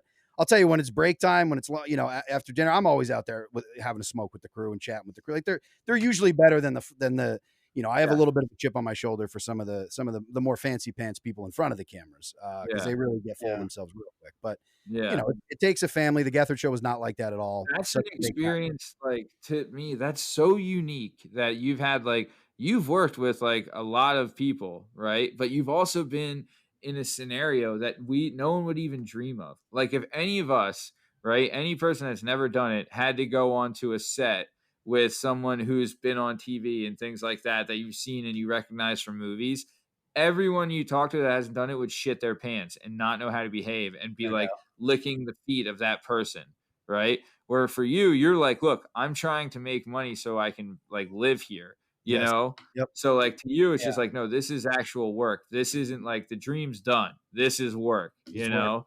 No, that's the truth. Yeah, it seems But I, it seems like there's like a certain level of audacity that's like required, and especially with comedy, like watching those clips of the Gethard show, and all that level of comedy. It's kind of crazy that on one hand you're going to come up with these concepts, and they're the most outrageous, like raunchy, crazy concepts that are going to be funny. And then it is a business after all, and that certain yeah. people actually have to live in both worlds, like producers. And I wouldn't know. You could answer that question better than I could. And they have to actually talk about some kind of ridiculous comedy bit, and then answer another phone call where someone's yelling at them that they're about to like go broke or whatever. Like Yep. that's an amazing thing. And I think that maybe not a lot of people understand that kind of dynamic is going on. Dude, big Mhm. time. And like, just like we said before, like people who make shit happen. And again, I'm not saying this in any fake humility, whatever way, but those are the people who make it happen because they do have to live in both worlds. They have to say, yeah, here's an outrageous premise that we're pitching. Now we got to go to the lawyers like here to make sure this is okay. And then we got to talk to the network execs, got to talk to all the suits. And once we got on fucking Ted Turner's airwaves, like that's when Oh, a lot of those big boys coming in, not Ted. yeah. Himself. Ted rides in on a bison Yeah. burger. You got to pitch. But like that stuff, that's like because you guys legit had creative control when you were on Facebook and you're just kind of doing whatever. When Right. you're on a major network, there's so much tape, like, right? That is that Yep. kind of the gimmick? It Like you're is talking to traded people who off. never watch your show ever. Yeah. That you have to get clearance to do something that you know is going to work. It's kind of insane that they put us on their network and that they made it a live show. So we were broadcast live as well. So we got to say, you get your 7-second delay. You got your Yeah. words. They'll bleep fuck. We were able to say shit 7 times, or six or 7 times. You could say shit, and then they'd start bleeping shit. So I don't even know what fucking world, whatever world they're living in with that logic. But yeah, no, you have the like Shake was saying, you got producers who are pitching these ridiculous premises that could be done. And then you got to kind of like make that, okay, that's a fun idea, but how do we make that into a show? How do we package it? How do we put it out there and sell it? So there's all that. And again, for my role in it, I got to just show up once it's go time, and I got to be, loose and on and do my thing. But I didn't, they did a good job of keeping the cast kind of, Gethard himself, obviously being an executive producer and host and everything, he had to deal with all that shit. But the rest of the cast and stuff, we kind of just got to do our thing and have fun with it. So we didn't have to get bogged down as much, which is why you love those producers who are able to do both and juggle it. It's not an easy. They're the real fucking heroes. The guys that can find where you can shoot. They can have all the equipment there. All the guys that actually know how to use the equipment. Then they can get the performers there all at the same time and make it work. Yeah. That's the real skill. Yeah. That's the talent. Obviously, being able to make people laugh on camera, obviously that's a talent as well. But being able to give you the stage to do that, that's an enormous skill. It takes incredible organization and project management. And that's the kind of shit people don't understand, because when you look at a TV, it's really just the scope. You don't see everything around it. It's unreal. It is the moving parts, man. They put without that shit, it's a bunch of us fucking jerk offs howling at the moon, being like, "Love me, I'm doing my thing." Yeah. No one's watching because nobody put the rest of the pieces. So I remember we had talked about this, and shout out Chris DiStefano. I think he's hilarious. He's an hilarious comedian. But I was listening to him on a show, and he had said that he's a stand-up comedian. And I was listening to him on a show, and he had said, I think it was 2013 or 2014, he became a headliner and was able to do comedy full time and didn't have to have another job. And he had said that every day since then has been the best day ever. And because he's I don't wake up and worry about what day it is or anything like that. I get to do this. This is the best job there is. Right. So for you, Murf, when you so I guess when was the last time, when were you bartending at the Abilene? What year? That was probably about 2010, maybe so 2011. And that's when you stopped working there? Yeah. And was that the last job you've had? That was the last so gig. you've been you've been able to sustain a living acting since 2010. Yeah. Yes. God fucking bless you, Just man. keeping my head That above is, water, man. dude, that is an incredible feat. Like, Yeah. you were able to live in New York for almost a decade, Yeah. right? If I In live New here, I York. can have for the next 2 decades. Yeah. Brooklyn's not cheap. Dude, but Yeah. you were able to sustain that, and because you're able to, like, you're very much like, I guess you would call them a character actor type, right? Oh, yeah. Where Yeah, it's yeah. like, like you have leading man face, best friend body, right? Yeah. Yes. Yeah. Or I'm kidding. That's another best friend face and the Yeah. the body of a black No, person. that was another DeStefano quote. He said that a major movie producer said he'll never be in like an Avengers movie because he has leading man face but best friend body. So, That's accurate. but Yeah. so I know, like, obviously I've seen you on Broad City and Chris Gethard show, and like I've listened to you and your wife, but I want to get into some of the other things that help you stay afloat. So you've done like commercial gigs, you've done voiceover work, you've done, is it e-commerce? Is that what it's called? Right? I did for voiceover. I've done a lot of different products and companies. I've done commercial voiceover shit for. That's where that's money too. That's the what. big. So what does that entail? How do you do that? So what do that's you do? Auditions. So I got my agent for voiceover stuff. Just kind of once you get known by different casting directors and whatever, it's just auditions. So you just go in. It's pre-COVID now, but going into a place and just auditioning. So if I go in to do like a Cuervo spot or Verizon, I was the voice of Verizon for a big campaign. That was wow, good chunk of change. Yeah. So you just go in and you fucking read, like you were saying with ad reads. You got to look at the script and just be like, only on Verizon. Whoa. Yeah. Without that so last. That was you? That were was doing? me. Yeah, I was doing. I did a bunch of those. You do have that nice gravel in your voice. Yeah. That's probably what intrigues them. Yes. That's that helps. So you get a type too, and it's like, well, this guy's going to sell. If cigarettes were still ads, Jesus, I'd be the fucking Marlboro man. I think Oh my God. the new Marlboro man. But yeah, like booze ads and different things. Lysol, I sell. Get me in the outhouses and in the bars for selling liquor. I did Bacardi, a bunch of different shit. But yeah, the commercials are good because those are, especially if they run nationally, like that Verizon spots. Those are running during the NBA finals. I mean, that's pay every time that fucker plays on TV, you get paid. So that's So okay, I was just gonna ask, how does that work? So you have, like, they say, okay, like you're given, they're gonna say like you get this much money per view, and like they'll tell you when it's gonna air. Yeah, well, when it's national network, so cable spots they'll buy. This is a boring nitty gritty, so stop me if this. No, this is what this shit is fascinating to me. So this is the most exciting thing that's been on this podcast. for union gigs too. So the first couple of jobs I did non-union, you do like 2 or 3 non-union gigs, and you join SAG after. So once I was in SAG as a union, so the contracts there are all like. They'll do like if it's cable, so if it's on whatever TBS or Comedy Central or whatever the hell those networks, it's like a 13-week cycle. So they buy it out for a certain amount. So you get a session fee for every time you're in the booth recording. You get paid by the hour for that, and then you get they'll buy it out for 13 weeks, and they'll say if this spot does well, we want to run it here in this market, that market, whatever, they run it. And then but for national network spots, like some of them I've had, I did. Cuervo was national. So if that's like NBC, ABC, CBS, that kind of shit. Jesus. It airs there. It's every time the commercial airs, you get paid. So those are like running when those start to pile up. Like that Verizon gig was a pretty sweet gig. The ad agency has to report when they buy airtime for a specific spot, and then it logs. So that's a good thing with the union. At least they keep track of all that shit, because otherwise I don't know what's airing where. And so like okay, so because you're with the union, they, like, the people airing it, they have to notify you when they buy the airtime to run this commercial. That's it. I see. And then they're like, okay, well, like the union takes their cut, obviously, but then my agent like, takes their cut, and then trickles down to my ass. Yep. And I've already drank my cut by then, but keeps it flowing. Hey man, dude, that's how it works, dude. So that's pretty cool. Because no one knows that shit, right? You have to. And I'll tell you, the voiceover gigs are what have floated me more so than, because like this, guest spots, they call them under fives.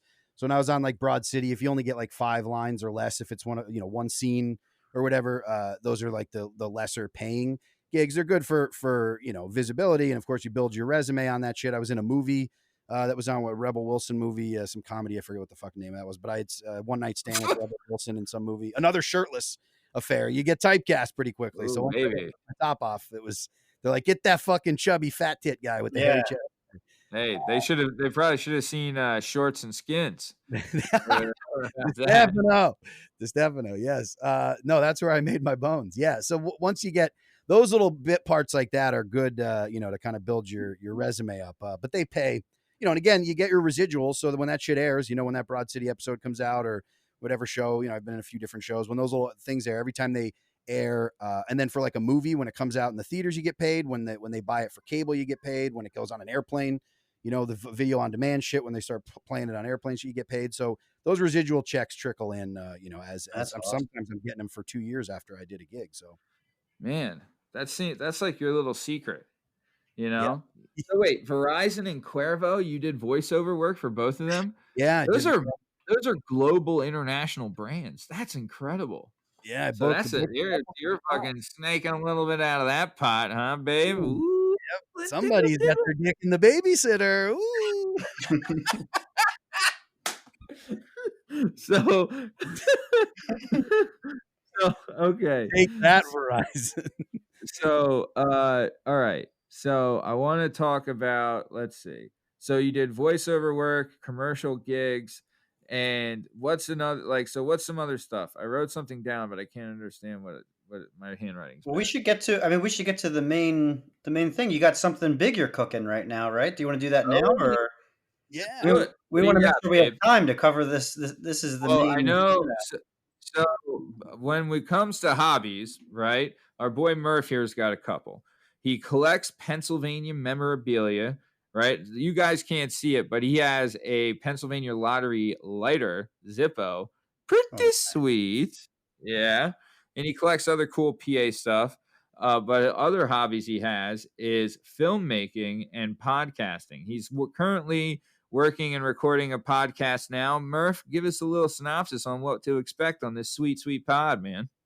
Yeah. So this project a while back, it's almost, almost 2 years ago now. Comedy Central put together a thing where they brought a bunch of comedians and some nonprofit people together to have the comics pitch projects they want to work on that kind of have an underlying social message attached to them. So, I was a former heroin addict and current alcoholic is how I describe myself. So, I lost a lot of friends to overdose and I still have, a lot of family going through shit with it. So, and it's really just, reached new heights here with the pandemic, but even beforehand, just the overdose deaths are just completely off the charts. So it's kind of near and dear to me, but it's also, I find dark humor and everything. That's how I kind of deal with shit. So I pitched him on this project where I would go around and do kind of like an hour-long comedy special in treatment centers all around the country. So they really liked that idea, and I got a nonprofit on board to help with some grant money. But then once COVID hit, there wasn't any kind of traveling or whatever. So I pivoted and said, what if I kind of interview people and I do some of the bits I was going to do live, but I do them as a podcast. So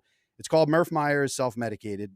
And I've been working on a lot of the material leading up to it. And I've had to kind of rework a lot of the bits to fit the podcasting format that I was going to do as a live show. I had a whole multimedia, like visual thing, kind of like almost like the Daily Show where I'd play clips and then riff off it and whatever. So now I've had to make it into a podcast, but it's basically just kind of all about the harm reduction approach to addiction and mental health issues, which is a little different from a lot of podcasts. You hear addiction podcasts out there that are 12-step program kind of thing, which harm reduction is a big umbrella, and it's all that stuff. It's everything from abstinence to kind of managed use to, needle exchange programs and Philly Safe House is one that was just opening up. That's like a injection site that can help people out. So it's all of those things kind of philosophically, but in a comedy podcast. So, it's my job to kind of make that shit funny and palatable for people so that hopefully it can lift some stigma and we can get these conversations going. Because a lot of people I talk to, man, the hardest part about this is just asking for help.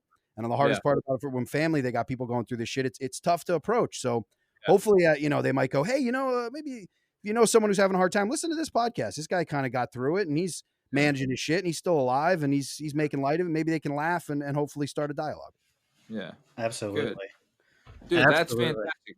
That's fantastic. And I'm excited. So initially it was going to be like a show, like a recorded TV show but that got shit canned because you got to do everything virally. So then you switch to a podcast, which is, if not a better format, just as good. Hell yeah. And so, But but you do like, have videos on YouTube. Sorry to interrupt you, Matt, but people can search your name on YouTube. And I was watching the clips. It's you giving basically like a presentation. Yeah, I have, right. So that was from that. Yeah, that was from that. Like a goddamn, like a TED talk. TED talk for. Yeah, for heroin. that was really awesome. That was. Yeah. It's like you Yeah, so click on it, not knowing what you're getting yourself into, and it's really something. Yeah, thanks. No, and that was the thing. That was the room full. Like Comedy Central brought those people together, and it was kind of a live show. So I did the multimedia thing, pitching them on it, and kind of just doing some of the bits. So that's out there. And then I also started working on a live stream thing, which I don't know. The kids are amazing with the tech they're doing nowadays. And, you're putting this thing together for Lavelle too. This is all new to me. I'm more of a live performance, old school kind of guy. But this technology is actually, they kind of really didn't miss a beat with the way you're able to do some of the live streaming and having these conversations. I mean, there still is that human element where sometimes you just want to reach out and get your. I can't wait till we can go live, because I would love to have like, so I would love to have we talked about an episode that we had the idea for, that it was actually Shake's idea, but that episode live would be awesome. Dude, right? The best. I'm excited. You should do that as soon as it's feasible to get out there, because that live energy, that live audience energy is nothing beats it, man. Hopefully there's one day where, and I know this is, dreaming big, but hopefully there's one day we can sell out like a small theater or something and have some merch going, garden or whatever the hell it is, Cowboy right? or something. Hey man, our audience is also our guest base, so we want to have everyone on, right? I want the goal of this job is to hear the voice of every fucking person working in the world today. Yes. So we want to hear their voice and their story. You know what I mean? Yeah. And the story of how. That's what our kind of stigma is. But dude, that's what I wanted to ask you fellas. So I gave my elevator pitch. What's the with the working pod? What's what kind of I'm sure you've probably covered this already, but let's. I'm just curious to hear. Well, let's do. Okay, so before I smoke you real quick with our thing, I want to also talk about you're filming a movie as well, correct? Yeah. Yes. I wrote with my lover Diana. We wrote a feature a while back. How can we search Diana? Because I would love to look up her. Diana, yeah, she's out there on the internet. She's an incredible writer, comedian. She was one of the best performers at UCB before they had to shut down. Obviously, with COVID, they actually went under. But she was one of the weekend. She was performed on one of the premier weekend teams at UCB Theater for years. Wow. She's the funniest. Yeah, she's much funnier than I am. And she's a great writer and designer. So she's doing all the like logos and the stuff for my podcast, and she does a lot. She designed Gethard's comedy albums, like the covers of those. Like she does. Oh no shit! Yeah, she's an artist. She's a lady of many talents. But we wrote a feature together that's set here in Luzerne County, and we've been workshopping it for a while. We did a ton of table reads, doing rewrites, whatever. We did some fundraising. And then again, kind of with the COVID thing, it was like we had to pump the brakes on that. But we shot a test scene. Actually, Bernie's brother, Polanski, Polanski. He was. Of course, he's going to be on the show. We'll get the fuck going. I can't wait for that one. Yeah, it's, well, I mean, we're recording it soon. I'll just say. Yes. Well, Polanski is so he was in our test scene, but we shot a test scene to do some fundraising. Long story short, with that is we're still workshopping that script, and we kind of moved here. So I moved back home. I'm now living 2 blocks from where I was born here in Luzerne. We moved out of Brooklyn, and for a year I'm going to work on this podcast, and then we're going to work on shooting the movie once the spring comes. So that's kind of the game plan for now. Yeah. Dude, honestly, like I've never done anything like creatively fulfilling like this, but it is the best. Like being able to like scratch your creative gene and just like talk and like do your thing and like kind of have like ideas and work them out with people. Like I love when me and Shake get the workshop. It's like the best, Yeah. I mean, you two goofs have known each other a long time. I feel like you ever think when you're running around like two little scamps that you'd be here doing a podcast together. It's a beautiful thing. I actually did. He whispered in your before podcasting was even. He's like, "What's that, like a radio show?" He's like, "Yeah, you'll see." Yeah. I knew about this 26 years ago, so But awesome, man. And do you have a title for this, or you're not giving the title out of this? It's called Hana. Hana. Yeah, there's a saying here in the Valley that it's kind of like "ain't it so?" Like people say at the end of something. So you know, like Canadians say "a." So you'd be like, "Oh man, this working pod's a fucking hell of a show, Hana." So Hana's like an add on. Mm. So the title Kind is of like how bad it is down here, and Yeah. yeah. Just how bad it, huh? Jesus. So Yep. that's Nice. 2 projects you're working on that really, like, tie with things obviously, Be Funny in general is, like, your MO, but also tying it to things you care about. You seem to be, like, a hometown kinda dude, and obviously you have your experiences, rough patches in life that, you're not turning your back on them or pretending to be someone else, and I think that especially, like I mean, just to be honest, like, our podcast is a local podcast right now. We're bugging our friends and family to subscribe Bugging and the shit listen. out of And guess what? All of them know people with addiction because where we happen to live is like the epicenter of when OxyContin when shit hit the baby. fan in the mid 90s and early 2000s. We were the ones, and by we I mean definitely not me, but we all know someone who Pennsylvania. Yep. were victimized by a bunch of billionaires, basically. And Yeah. you That know, Sackler, those fucking scum bums of the Sacklers. yeah, yeah. Yep. They're really hurting, as we know. They got their payout, like Yeah. very Yeah. recently. But that's the thing is like, it's always good to be funny with this stuff, but it's really something special if you can bring in actual meaning to it. That's always a Yeah. nice caveat. Or No, also give people courage to speak about it, because that's the number one thing that needs to be is you need to talk about it. Like I know everyone's been more vocal about the crisis. It's an opioid crisis at this point, but people have been more vocal about it. But Yeah, giving people the courage to say like, okay, I can talk about it, and making them comfortable, like, okay, I need help and I need to talk about this. yeah, no shame. That's The shame is the hardest part, man. I still, even afterwards, man, even working on this podcast, it's like there's still parts I realize that I still try to hold on to a little bit of that shame. You know what I mean? Because that's just kind of the way it is. But it doesn't have to be. So I think that's I oh yeah, think you're right. Pennsylvania got hit hard. All of our communities, we all sadly kind of know whether it's immediate to us Yeah. or 1 degree of separation. It's unfortunate, but no doubt. yeah, I'm just hoping. And another thing I will say too is like I'm the one that doing some jokes and trying to bring start a dialogue. But the one thing that's been most exciting to me is seeing the people who've been in the harm reduction movement for the last like decade, who have really been putting the work in every day out there at these clinics, at in the community, just hustling to help people like every fucking day. And that's been the thing that's inspired me the most is like I get to do a little song and dance, maybe bring a little attention to what it is, but like the people doing the fucking work, man, is like they're They're doing the Lord's work. humanity. For all the times now it feels so divisive and everything's crazy, man, there's people out there every goddamn day putting it in for people. So that's just a wonderful thing that keeps me going for sure. Yeah. Good. Dude, that's awesome, man. Glad to hear you got a passion for this and that you're going to do it. And I think it's going to be great. And I can't wait to be a guest on it. Oh, yes. It'll be your best episode you'll ever have. Dude, I'm a guest guy. Always. You have me on me Casa podcast. You pasa. Yeah. Yeah, I know what you're saying. I would have done it even if you did shove us like some other asshole named Munley. But, Well, I can't wait. Kidding.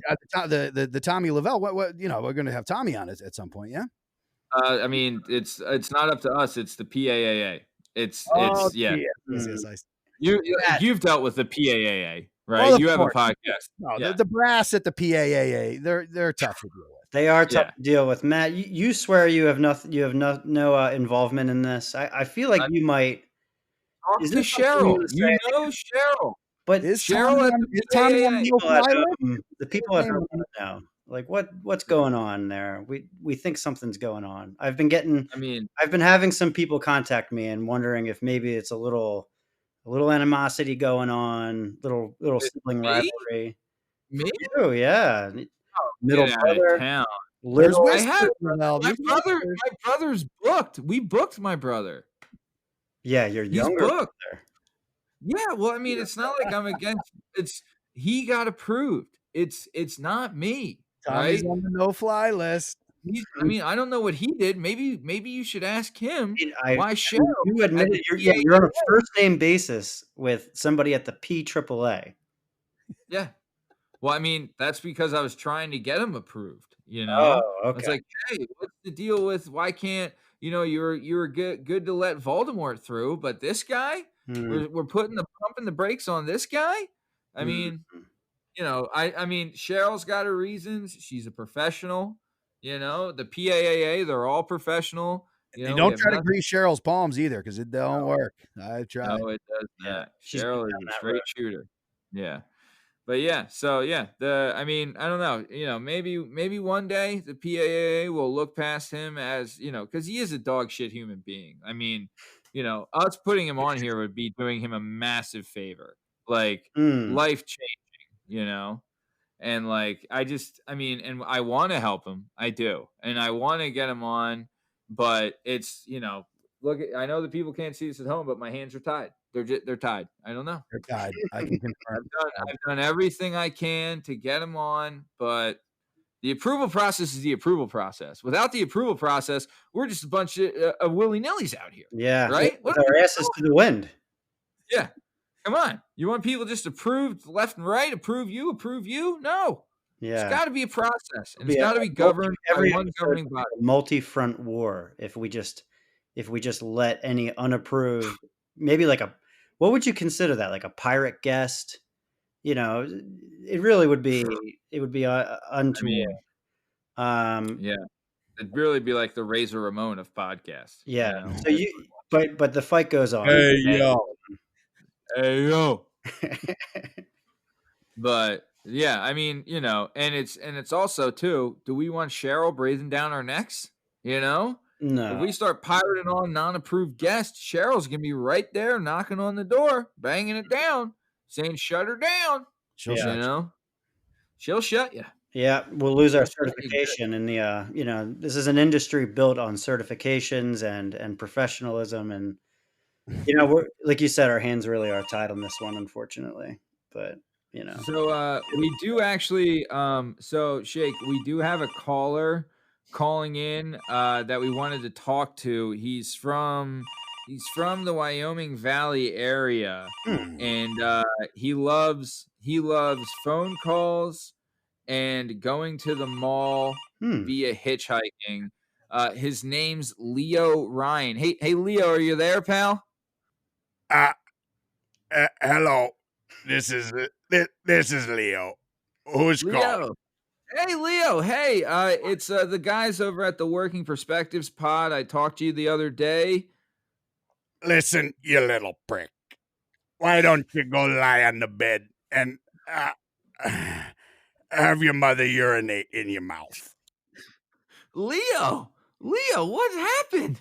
You bet. I got the caller ID. I got you, you little fucker. I'm gonna stick my peg right up your ass, you little prick. I'll eat it off. Leo, everything was going good. You invited me over for dinner. What is this? how does I get approved? Huh? I'm watching Donahue. I gotta get going. You caught me while I'm trying to watch Phil Donahue, you little bastards. Well, all right. Well, thanks, Leo. Maybe we'll have you on again. Fuck yourself and your mother, you little pricks. I'll fucking eat your tiny little balloon knot butthole. Goodbye. Oh boy. Jesus, Whoa. Shake. Jeez. Christmas. Did you hear that guy? Oh See, my gosh. This is what happens. This is as bad as it gets. Yeah. I've always thought the people from the Wyoming Valley were very hospitable, but that guy was just flat out rude. I'll say it. He's rude. Yeah. I don't know if that's our fault or his. I mean, he might just be a product of, just years of abuse. He doesn't take phone calls well. I mean, honestly, that's something I'm going to have to bring up with Cheryl, because how is that guy getting approved? Yeah. Right? know? Yeah. Jeez. Yeah. What Maybe are their not standards? the ungreasable palm as we're beginning to learn. I mean, he told me he told me to have my mother urinate in my mouth. So I mean, he's probably greasing something. That guy. It's fucking creative. Leo Ryan. Yeah, we had a Leo Ryan in Lansdale. His name was Library Bob. Heck of a guy. Yeah, but yeah, the town scum. So Murf, I do want to ask you something. Mm-hmm. I'm looking here, and under hidden talents, there was two. One of them was that you're tremendous in bed. So honestly, I've heard that for several years. So congratulations to you for that. I heard. Yep. And then, well, I've actually slept at a house that he was sleeping in. And, well, I mean, when there's 3 of them at one time and they're all screaming, whistling Dixie, I don't know what to tell you, pal. Find a glory hole and get in. How about it? Hats off to you. So, but another hidden talent that you have is you are quite the whistler. Yes, I do So, myself a whistler.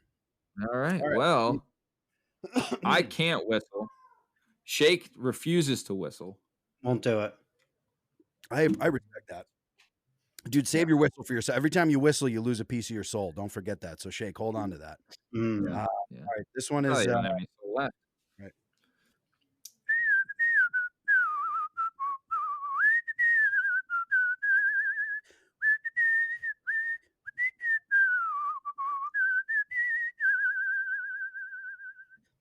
Oh, baby.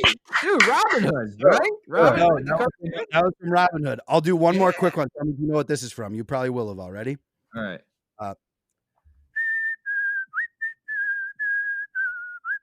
I know.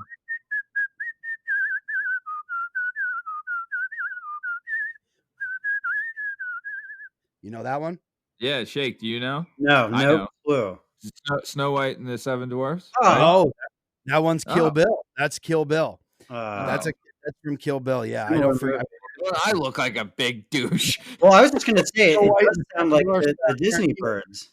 I thought it was Snow White. Maybe I'm an idiot. Maybe it is. I have also lost my brain. I'm a good whistler, but I'm not a good memory. No, Fried- do not blame the whistle. Do not blame the whistle. No. Blame me. That's an incredible whistle. So, It'd be whistle all right. shot.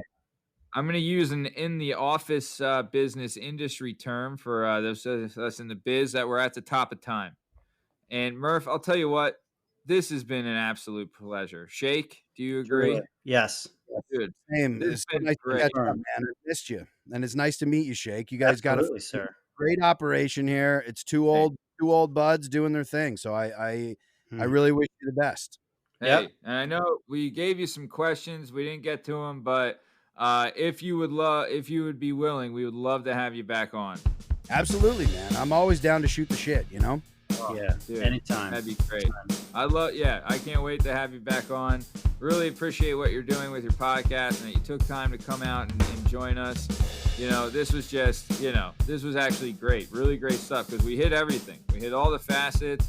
We got good, we got bad, we got funny, we got heartful, we got it all. And that's what you bring, pal. Yep. You're like, I consider you, right? I always thought, and this is a wrestling thing, but wrestling should be like ice cream. It's not just one flavor. You have to have every flavor of ice cream. And that's what you bring to entertainment. You're every flavor of ice cream, brother. Oh, thanks, So- brother. I love you. Thank you. Hey, love you too, pal.